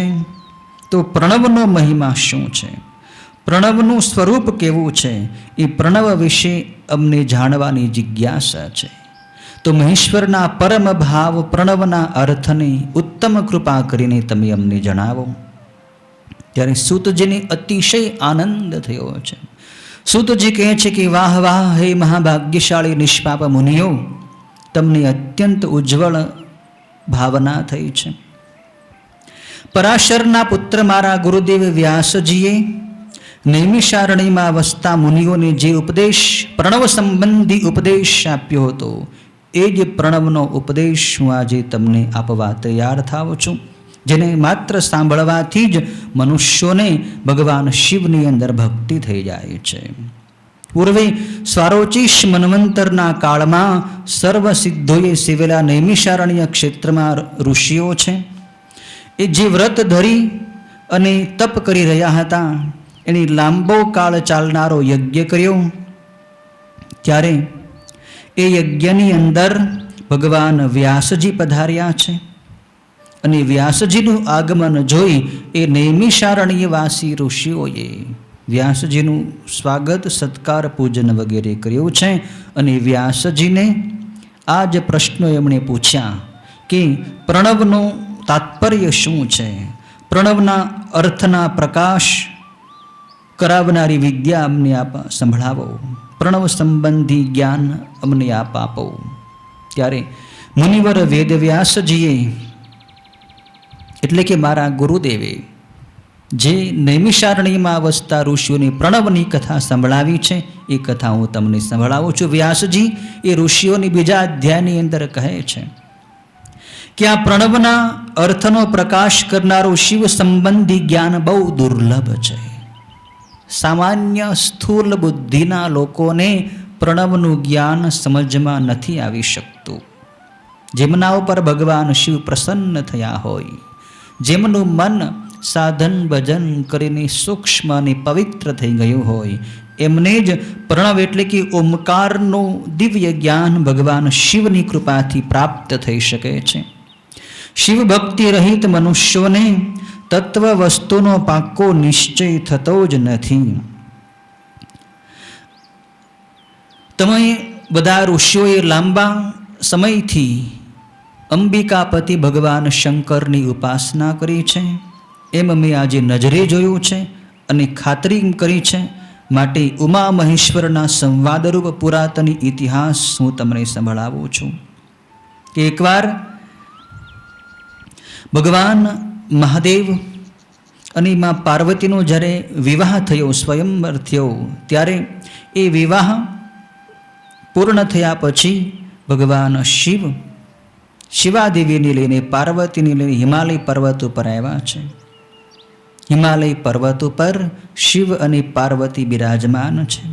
ત્યારે માં પાર્વતી, માં મહાદેવી મહાદેવને પૂછે છે કે હે ભગવાન પરમેશાન, હે ભક્તિથી સુલભ તથા પરમ અમૃત રૂપ શરીરવાળા, મેં આપની જ કૃપાથી, આપની નિંદાના પ્રસંગથી દક્ષની પુત્રી તરીકેનું શરીર છોડી દીધું હતું અને પછી હું હિમાલયની પુત્રી રૂપે થઈ છું. અને આપ કૃપા કરી મને મંત્ર દીક્ષાના વિધાનપૂર્વક કાયમ વિશુદ્ધ આત્મતત્વમાં સ્થિતિ કરનારી કરો. એટલે કે પાર્વતી માએ કરબદ્ધ થઈ વંદન કરી મહાદેવની પ્રાર્થના કરી કે હે મહાદેવ, પૂર્વજન્મમાં હું દક્ષની કન્યા શિવા હતી. દક્ષને દક્ષના યજ્ઞમાં આપનું સ્થાન ન જોઈ મેં મારું શરીર ત્યજી દીધું હતું અને અત્યારે હાલમાં હું હિમાલયની કન્યા પાર્વતી થઈને અવતરી છું અને તપ કરીને મેં આપને પ્રાપ્ત કર્યા છે. આપને પ્રાપ્ત કરીને મેં બીજું તો બધું એ પ્રાપ્ત કરી લીધું, પણ હવે મને આત્મજ્ઞાન મળે, મારી સ્થિતિ આત્માની અંદર થાય, એ માટે આપ મને એવો દિવ્ય મંત્ર આપો, મને મંત્ર દીક્ષા આપો અને મને કૃતાર્થ કરો. મારે વિશુદ્ધ આત્માનંદનો અનુભવ કરવો છે. આત્મા કેવો છે, આત્માનું સ્વરૂપ કેવું છે, એ મૂળ આત્મ વસ્તુનો ઉપદેશ મને મંત્ર દીક્ષા કરીને આપો. ત્યારે મહાદેવ પછી એ પાર્વતીને હિમાલય પર્વત ઉપરથી કૈલાસ પર્વત ઉપર લઈ જાય છે અને કૈલાસ પર્વત ઉપર લઈ જઈને મહાદેવે દીક્ષાના વિધાનપૂર્વક પ્રણવ મંત્રની દીક્ષા પાર્વતી માને આપી છે. મહાદેવે પાર્વતી માને પ્રણવ મંત્રને એટલે કે ઓમકાર મંત્રની દીક્ષા આપી છે અને શુદ્ધાત્મામાં એમની સ્થિતિ કરી છે. એમના મસ્તક ઉપર હાથ મૂકી મહાદેવે એમને દિવ્ય પ્રણવ દીક્ષા પ્રદાન કરી છે. મહાદેવની કૃપાથી મા પાર્વતીની દિવ્ય વિદ્યા પ્રાપ્ત થઈ અને પછી મા પાર્વતીએ મહાદેવને પૂછ્યું છે કે હે મહાદેવ, આપે પ્રણવ સહિત માન્ય મંત્રો મને ઉપદેશ્યા છે, તેમાં પ્રથમ હું પ્રણવનો અતિ નિશ્ચયાત્મક અર્થ સાંભળવા ઈચ્છું છું. તો પ્રણવ કેવી રીતે ઉત્પન્ન થયું, ઓમકારની ઉત્પત્તિ કેમ થઈ, એની પ્રણવ કેમ કહેવાય છે, એની માત્રાઓ કેટલી છે, એ પ્રણવના દેવતાઓ કયા કયા છે, અને વેદમાં આદિ સ્વરૂપે પ્રણવની ભાવના કેવી રીતે કરાય છે, એ મંત્રમાં અનુક્રમે 5 બ્રહ્મ કેવી રીતે રહે છે, એની કળાઓ કેટલી, એ પ્રણવ મંત્ર લેવા માટે, એની દીક્ષા લેવા માટે અધિકારી માણસ કેવો હોવો જોઈએ, એનો વિષય શું છે, એનો સંબંધ શું છે, એનું પ્રયોજન શું છે, એ પ્રણવ મંત્રની ઉપાસના કરનારની કયું ફળ પ્રાપ્ત થાય, એ પ્રણવ મંત્રનું અનુષ્ઠાન કેવી રીતે કરવું, આ બધા જ પ્રશ્નોનો ઉત્તર મને આપ આપો, પ્રણવ સંબંધી વિદ્યા મને આપ આપો. ત્યારે મહાદેવે 3જા અધ્યાયની અંદર પ્રણવનો મહિમા, પ્રણવની વિદ્યા એ પાર્વતી માને આપી છે. કહ્યું છે કે હે મહાદેવી, તમે જે પૂછો છો એનો ઉત્તર હું તમને આપું છું, તમે સાંભળો. કે જેને સાંભળવાથી જ જીવ છે એ સાક્ષાત શિવ બની જાય છે. પ્રણવ એ જ શિવ છે. પ્રણવના અર્થનું પૂર્ણ જ્ઞાન એ જ મારું સ્વરૂપનું જ્ઞાન છે. પ્રણવ નામનો એ મંત્ર સર્વ વિદ્યાઓનું બીજ છે. જેમ વડના ઝાડનું બીજ હોય, બીજ વડનું બીજ કેટલું સૂક્ષ્મ હોય, નાનકડું બીજ હોય છે, પણ એ બીજની અંદર આખું વડલાનું વૃક્ષ રહેલું છે. એ બીજને વાવવામાં આવે, એનું પોષણ કરવામાં આવે, એને જળ સિંચન કરવામાં આવે, એમાંથી અંકુર ફૂટે, એમાંથી છોડ થાય, એમાંથી વૃક્ષ થાય અને વિશાળ વડલો બની જાય. શેમાંથી બન્યો? બીજમાંથી જ વડલો પ્રગટ થયો છે, ઉત્પન્ન થયો છે. એમ પ્રણવ છે બધા જ બ્રહ્માંડોનું બીજ છે, બધી વિદ્યાઓનું બીજ છે. પ્રણવ મંત્ર જેને સિદ્ધ કરી લીધો એને બધી જ વિદ્યાઓ પ્રાપ્ત થઈ જાય છે, એની અંદર બધી શક્તિઓ પ્રગટ થઈ જાય છે. ત્રણેય ગુણોથી રહિત સર્વ જાણનાર અને સર્વના સ્રષ્ટા તથા સર્વવ્યાપી પ્રભુ હું શિવ જ ઓમ એવા એક અક્ષર મંત્રમાં રહ્યો છું. ઓમની અંદર કયા દેવતા રહે છે? મહાદેવ રહે છે. ઓમથી શિવ પ્રથમ જગતની રચના કરે છે, અથવા પ્રણવ એ શિવ જ છે અને શિવ જ એ પ્રણવ કહેવાય છે. સર્વ મંત્રોનો શિરોમણી આ પ્રણવ મંત્ર જ કાશીમાં જીવોની મુક્તિ માટે હું તેમને આપું છું. એમ કહેવાય છે કે કાશી નગરીમાં જે માણસનું મૃત્યુ થાય તો મરતી વખતે એ જીવના કાનમાં ભગવાન મહાદેવ એક મંત્ર આપે છે.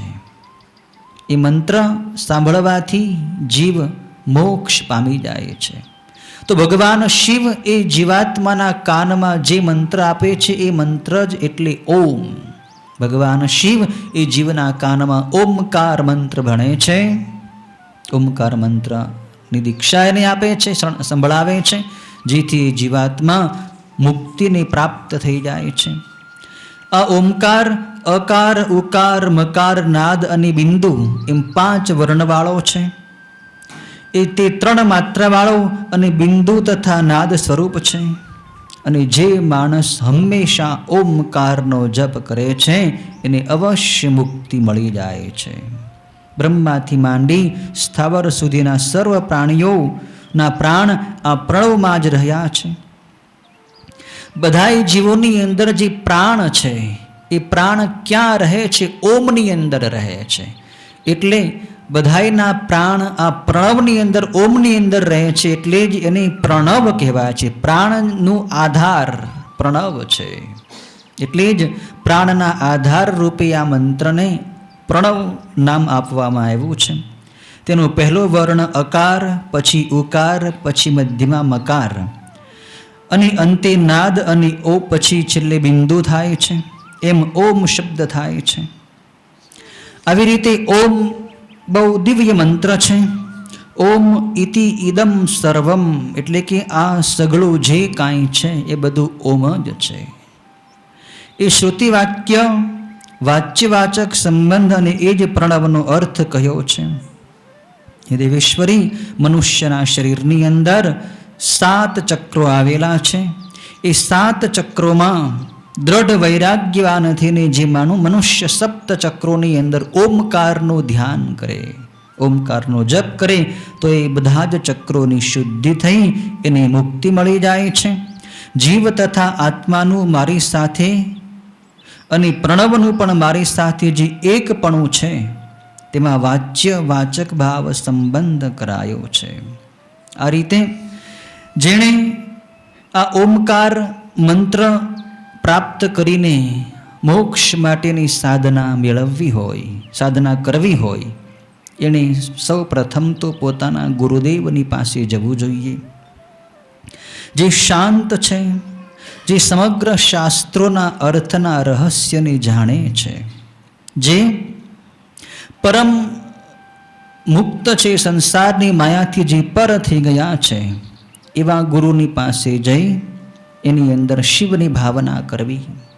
એમ કે જે ગુરુ છે એ જ શિવ છે અને શિવ છે એ જ ગુરુ છે એવો મનથી નિશ્ચય કરીને શિષ્ય પોતાના આત્મકલ્યાણનો વિચાર એ ગુરુને જણાવવો કે હે ગુરુદેવ, મારે મારા આત્માનું કલ્યાણ કરવું છે, માટે આપ મને દીક્ષા આપો, આપ મને આપના શરણે રાખો અને આપની સેવાનો લાભ આપો અને મારો ઉદ્ધાર કરો. તે પછી ગુરુની સંમતિ પ્રમાણે 12 દિવસ સુધી કેવળ જળનો જ આહાર લેવો અને પછી પવિત્ર સ્થાનમાં એટલે કે દરિયા કિનારે, નદી કિનારે, પર્વત ઉપર અથવા શિવાલયમાં રહેવું. ગુરુદેવ જે પ્રમાણે બતાવે એ પ્રમાણે 12 દિવસ સુધી ઉપવાસ વગેરે કરીને અંતરની શુદ્ધિ કરવી. પછી એ શિષ્ય એટલે કે પ્રણવ મંત્રની દીક્ષા લેવા ઈચ્છનારે 3 પ્રકારની ઈચ્છાઓ લોકેશના, પુત્રેશના, વિત્તેશનાઓની છોડી દેવી અને પ્રેશ મંત્રનો ઉચ્ચાર કરવો. પછી એ સંન્યાસની દીક્ષા લેવા ઈચ્છનારે પોતાની શિખા એટલે કે ચોટલીને પણ કાપી એનું છેદન કરી અને પોતે જે જનોઈ પહેરી હોય એ જનોઈનો પણ ત્યાગ કરવો. જ્યારે શિષ્ય ગુરુદેવની પાસેથી સંન્યાસ દીક્ષા ગ્રહણ કરે છે ત્યારે એમણે તમામ પ્રકારની ઈચ્છાઓ તો છોડવાની છે, પણ સાથે બધા બંધનો પણ છોડવાના. શિખાબંધન, સૂત્રબંધન આ બધું જ છોડીને પછી સંન્યાસી થઈ પૂર્વ દિશા તરફ અથવા ઉત્તર દિશા તરફ મુખ રાખીને જતા રહેવું. બધો જ ત્યાગ કરવો. વસ્ત્રનો પણ ત્યાગ કરવો, પણ સમાજની વચ્ચે જો ફરવાનું હોય તો દંડ અને લંગોટ વગેરે રાખવા. પણ જો એનાથી સમાજથી પણ વૈરાગ્ય થઈ ગયો હોય, સમાજની અંદર વિચરવાની જો ઈચ્છા જ ન હોય તો એમણે સંપૂર્ણપણે નિર્વસ્ત્ર થઈને રહેવું અને ગુરુની પાસે જઈ 3 દંડવત પ્રણામ કરવા, ગુરુના ચરણ પાસે બેસવું અને ગુરુદેવ પછી વિરજા અગ્નિથી ઉત્પન્ન થયેલી ભસ્મ એ શિષ્યના શરીર ઉપર લેપન કરી દે છે. અગ્નિરીતિ ભસ્મ વગેરે મંત્રોથી અને ત્રિપુંડ વગેરે કરાવે છે અને હૃદયની અંદર મારું તમારી સાથે એટલે કે શિવનું શિવાદેવીની સાથે ધ્યાન કરાવરાવે છે. ગુરુદેવ શિષ્યને સંન્યાસની દીક્ષા આપતી વખતે હૃદયમાં પ્રણવના મંત્ર સાથે શિવ શિવાનું ધ્યાન કરાવે છે. પછી પ્રસન્ન થયેલા ગુરુદેવ શિષ્યના મસ્તક ઉપર પોતાનો હાથ મૂકી તેના જમણા કાનમાં ઋષિ વગેરે સહિત પૂર્વોક્ત 3 પ્રકારના પ્રણવનું ઉચ્ચારણ કરે છે અને પછી 6 પ્રકારનો અર્થ તેને બતાવે છે. પછી શિષ્ય પૃથ્વી ઉપર દંડવત પડીને 12 પ્રકારે ગુરુદેવને પ્રણામ કરે છે અને કાયમ ગુરુદેવના શરણે ગુરુદેવના સાનિધ્યમાં રહીને વેદાંતનો સારી રીતે અભ્યાસ કરે છે. પછી તેણે નિત્ય વિશુદ્ધ પોતાના આત્મામાં પરમાત્માનું જ ચિંતન કરવાનું હોય છે. આ રીતે ગુરુદેવની પાસેથી સંન્યાસ દીક્ષાની સાથે પ્રણવ મંત્રની દીક્ષા લઈ જે ગુરુની આજ્ઞામાં રહીને વેદાંતનું જ્ઞાન પ્રાપ્ત કરે છે તેને અવશ્ય મુક્તિ થાય છે. એની દિવ્ય કથા અહીંયા 3જા અધ્યાયની અંદર મહાદેવે માં પાર્વતીને સંભળાવી છે. હવે 4થા અધ્યાયની અંદર જે સંન્યાસી હોય છે, જેણે સંપૂર્ણપણે બધી જ ઈચ્છાઓ છોડી દીધી છે, એમનો આચાર કેવો, એણે કેવા નિયમ પાળવા, એમણે કેવું આચરણ કરવું, એમણે કેવો સંયમ પાળવો, એમની દિવ્ય કથા ભગવાન મહાદેવ માં પાર્વતીની સમક્ષ હવે આવતીકાલે સંભળાવશે. ઓમ પૂર્ણમદઃ પૂર્ણમિદં પૂર્ણાત પૂર્ણમુદચ્યતે પૂર્ણસ્ય પૂર્ણમાદાય પૂર્ણમેવાવશિષ્યતે. ઓમ શાંતિ શાંતિ શાંતિ. ઓમ નમઃ શિવાય. ઓમ નમઃ શિવાય. ઓમ નમઃ ઓમ નમઃ શિવાય. ઓમ નમઃ શિવાય. ઓમ હર હર ભોલે નમઃ શિવાય. ઓમ હર હર ભોલે નમઃ શિવાય. ઓમ નમઃ શિવાય. ઓમ નમઃ શિવાય. ઓમ નમઃ શિવાય. ઓમ નમઃ શિવાય. ઓમ હર હર ભોલે નમઃ શિવાય.